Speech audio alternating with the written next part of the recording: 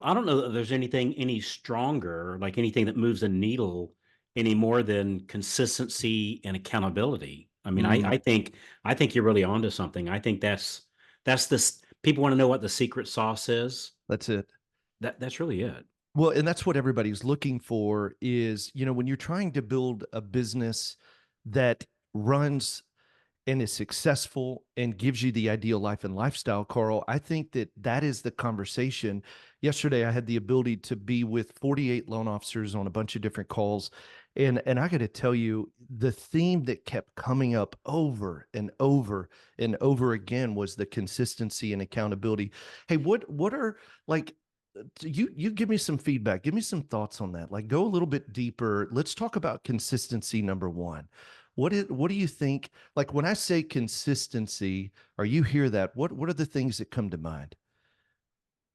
First, just being totally transparent, a little shiver goes up my spine, you Yeah. know, and like, okay, I got to be consistent. So it's like there has to be a Mm. commitment on the front side of it, Hey. and it's like, hey, Carl, I need you to, I don't know, do 10 sit-ups every morning, or insert in that thing that I know, like, dude, even if I only walked a mile a day, Yeah. right? And I think we can all agree that all of us could walk a mile a day, Yeah. right? And some of us, and I'm not making fun of this, like some of us might need to take a break, halfway through or quarter way through, but in a day, I don't care if we're in a wheelchair, we can spin that thing a mile a day, right?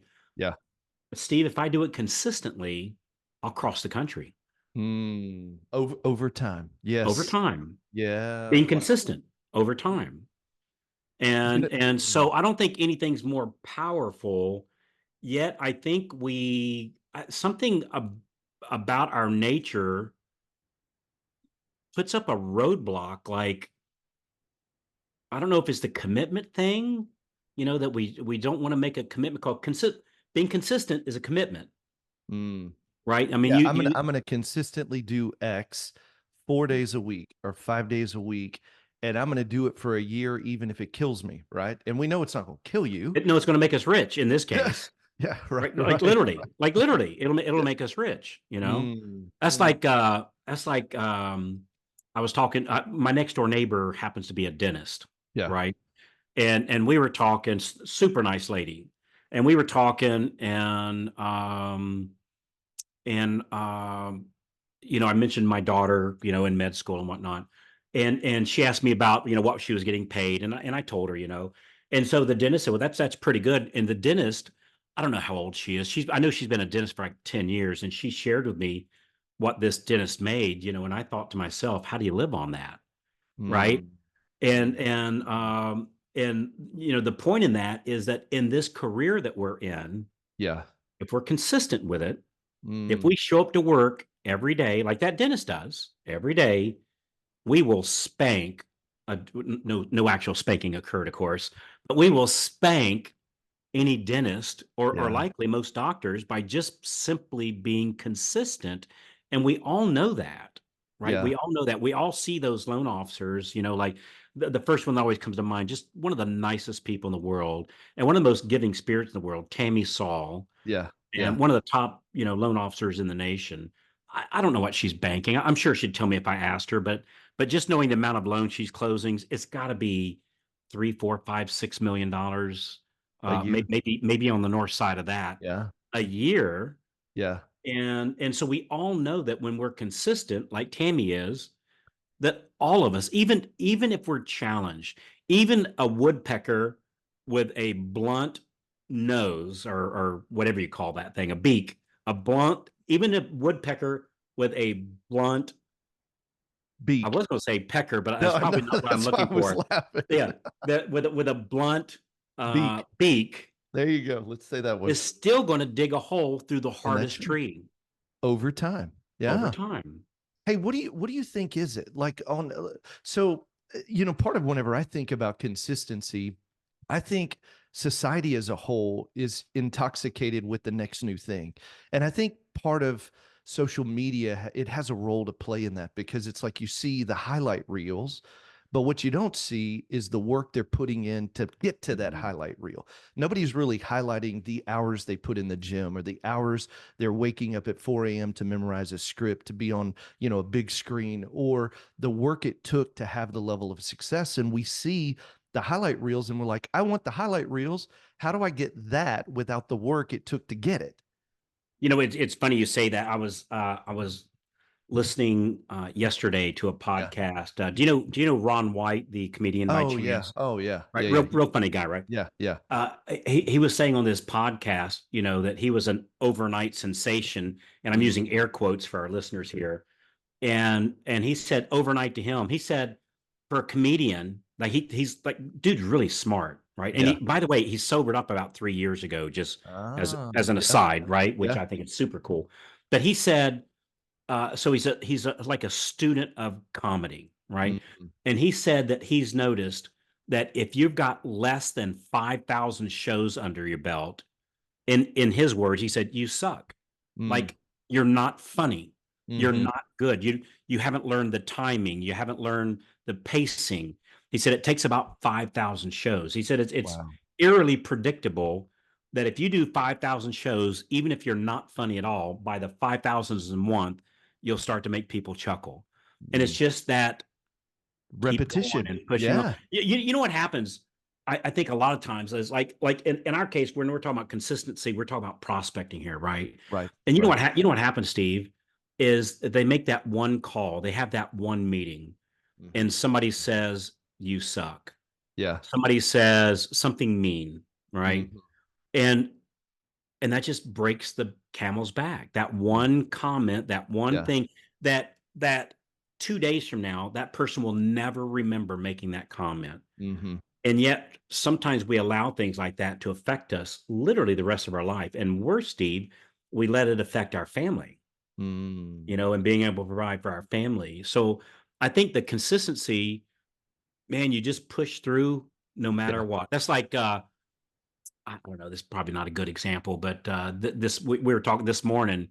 Yeah. I was on my bike ride this morning, and brother, I knew it was going to rain, right? I looked on the radar, and 'cause I went outside. It was a little windy, and I went, Yeah. "Oh, pretty good wind." I looked at the radar, and I went, "Man, I see this big red line coming right this way." Coming through.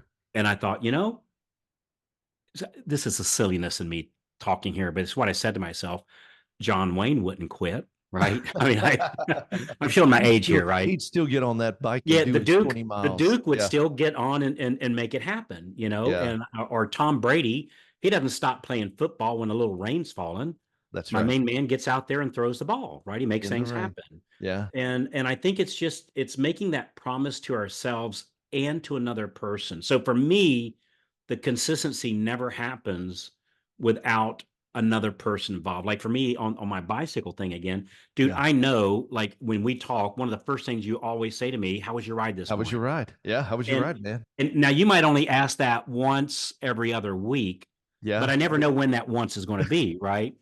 And so I can't say, "Well, it I it overslept was this morning. I might have gotten wet a little bit on my bike ride. It was drizzling a little bit. I didn't want rainwater to get on me. Like it might hurt or whatever, right?" And so I know, so having that somebody that I answer to Yeah. really help. You know what the real problem is? If we What's that? dig down to it, we got into this career because it offered freedom.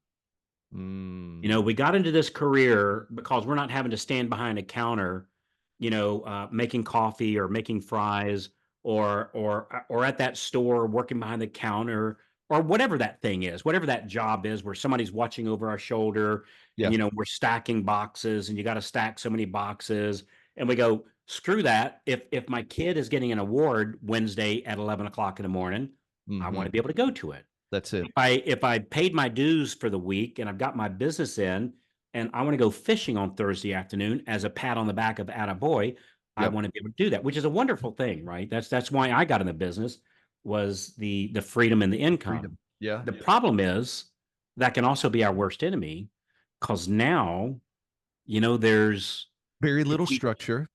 if we Yeah. choose, Yeah. we can have no structure, nobody Yep. watching over us. Yeah. and we only work when we want to, and Mm, that can be a problem. I'll never forget, and I've probably mentioned here before. It's one of my favorite stories.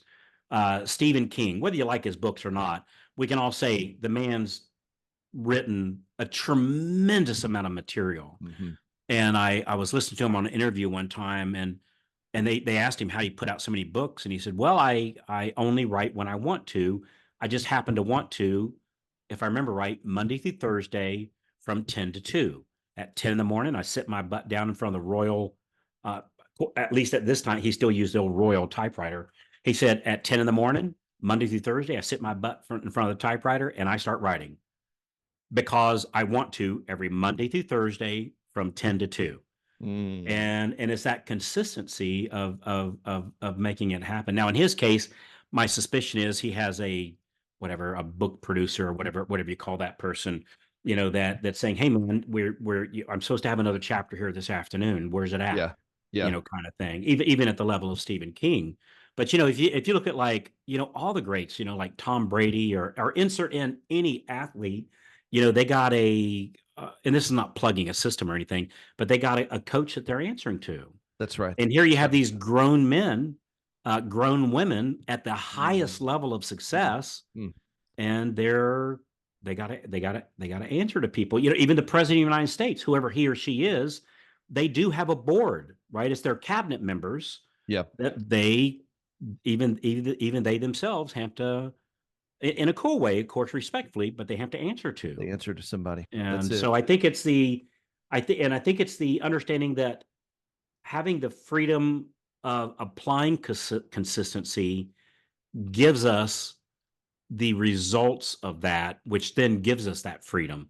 But freedom, Mm, as we all know, freedom isn't free, it's earned, that's right? right. We've heard that when we talk about our country and our armed services. But yeah, so a little bit of a ramble there, but No, I think, man, I think it's great. And you know what I think part of it is too, Carl, inconsistency is you wake up and you think, man, I'm going to feel like doing it.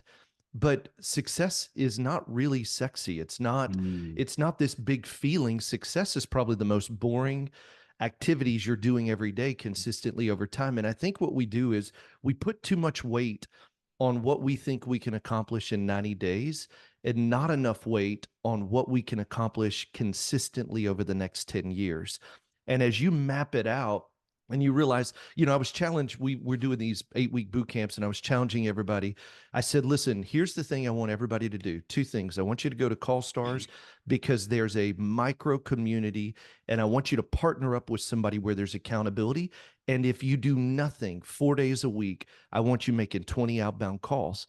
Because what happens is they think, the mindset, Carl, and we've all been subject to it, is like, I got to make 100 calls a day, and I got to make, and listen, there's nothing like you can make 100 calls. I was talking to someone Monday, and he's like, I hit my record, 100 outbound calls.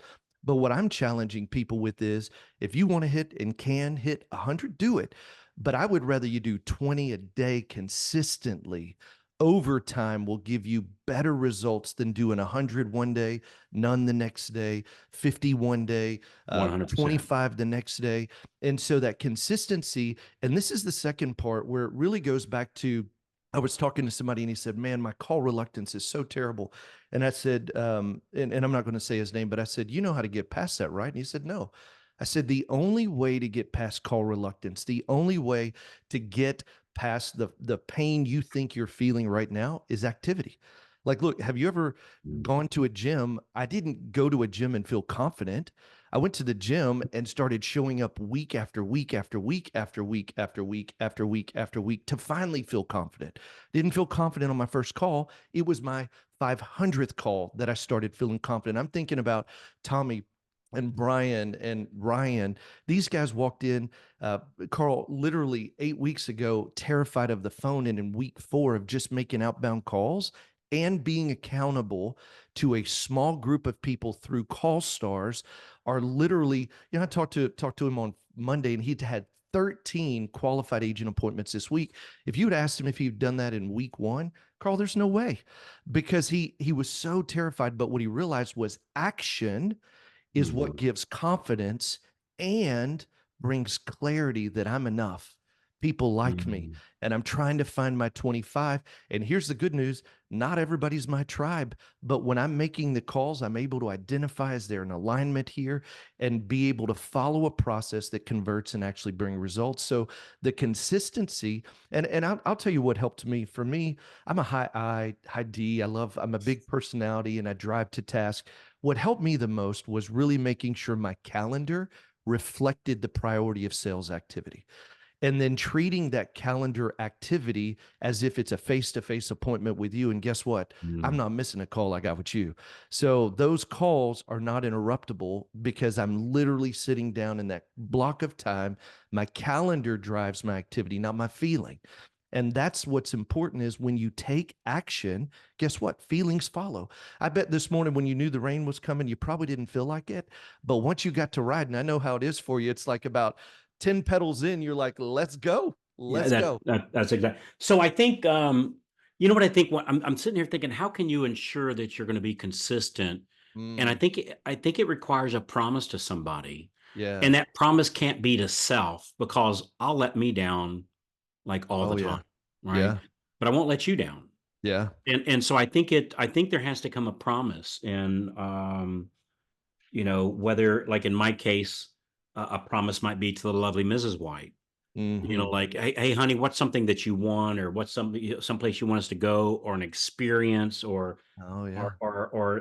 you know, some cause that you want to donate to, or some family you want to help, or some new car that you want, or whatever, like whatever that thing is, and then say, you know, honey, we can make that happen, and here's how we're going to do it. That when I make my outbound prospecting calls for 2 hours Monday through Thursday, that there is zero chance that the income from that won't happen. And so I think it's like making a promise, or ask my kids like where they like, you know, I was thinking, man, I'd look my Alexis, or my Michael or my Katie in the eye and say, you know, something like, hey, let's do this. I know you're wanting to get that good grade in whatever math or whatever it Yeah. is. Yeah. I said, I'll make you a deal. You commit to doing an hour of homework. I'm going to commit to making 2 hours of prospecting calls a day. Mm, And then you're going to get that A in that class.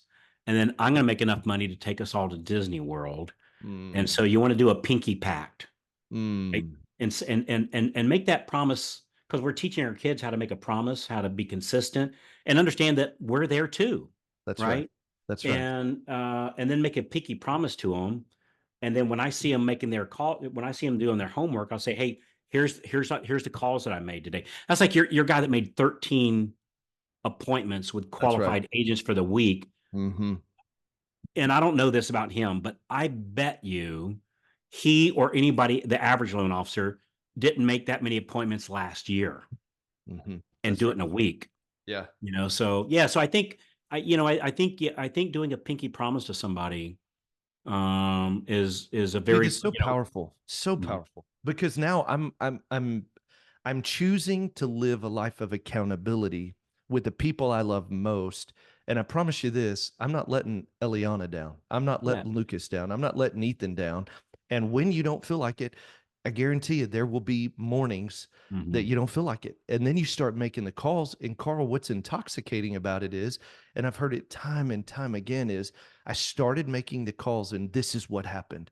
And the activity, led to more mhm, results. Because, see, you know what it is, Carl? We think it's the one habit that'll change everything. But when you change a habit towards success, it changes other habits in your life that lead to even more success. There's a compounding success mhm, that happens because when I'm accountable and when I've got consistency, it's not segmented. It's not just in this one area. You start to see more and more success and more confidence and more ability to be successful in other areas of life. So it's almost like a stimulant. You're like, oh, we're doing it, we're winning, and oh my gosh, and not only did I win there, but that affected this, and then that affected this, and that affected this. And it helps you get through the tough days. But the consistency and the accountability are the two things that will absolutely make you rich and transform your life. You know, I was watching, I love interviews with great people. It's one of my Yeah. favorite things.